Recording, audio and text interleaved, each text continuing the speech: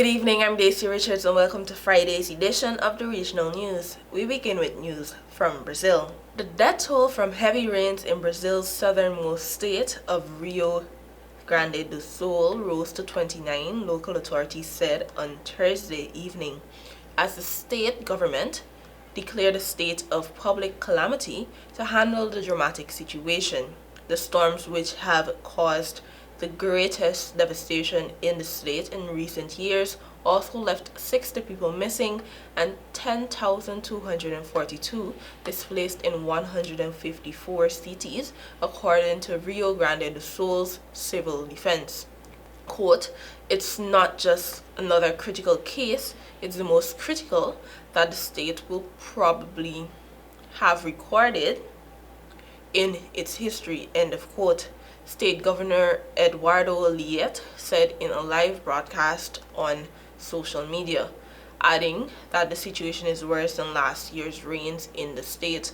More than 300,000 people have also been left without electricity after a dam at a small hydroelectric power plant burst on Thursday, the state's main utilities company said.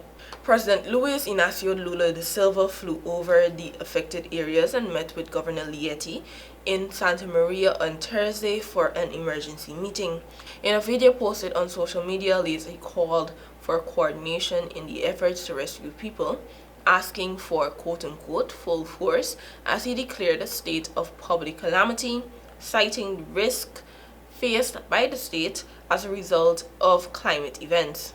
Lula told Lieti in a call late on Wednesday he would send as many men as necessary to help deal with the situation. The president's office said Brazil has faced a recent spate of natural disasters. More than 50 people were killed in Sao Paulo state last year after massive downpours caused landslides and flooding. More news from Brazil. Brazil declared itself on Thursday as free of foot and mouth disease without vaccination and will request World Organization for Animal Health WOAH to recognize that status as it seeks to open more markets for its meat exports. Foot and mouth disease causes fever and mouth blisters in animals with foot ruptures such as cattle, swine, sheep, goats, and other cloven-hoofed ruminants.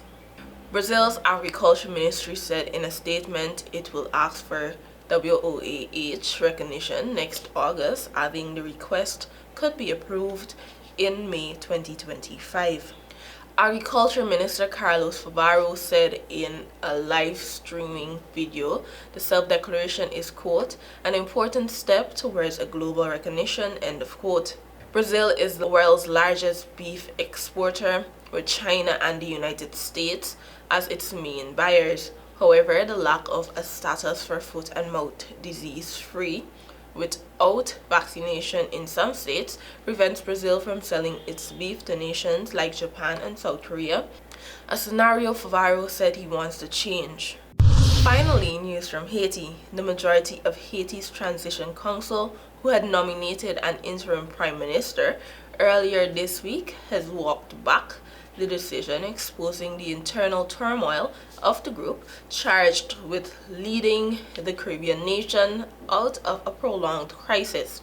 Late on Wednesday, 4 of the council's 7 voting members issued a statement saying they will go back to an original agreement to choose a prime minister from a pool of applicants after having tapped former official Fritz Belazier for the job.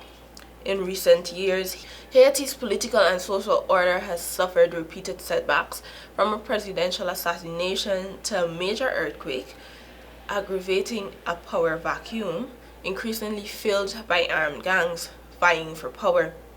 Violence on the island nation has spiked in recent months, with more than one person killed in gang violence every hour over the first 3 months of this year, according to United Nations data. The Montana Accord Group, a faction which holds a seat in the council, has called for a rotating council presidency. Its representative Fritz Jean said in a Thursday radio interview that disagreements remained over the scope of the council president's role, with some believing it would act as interim president of the nation.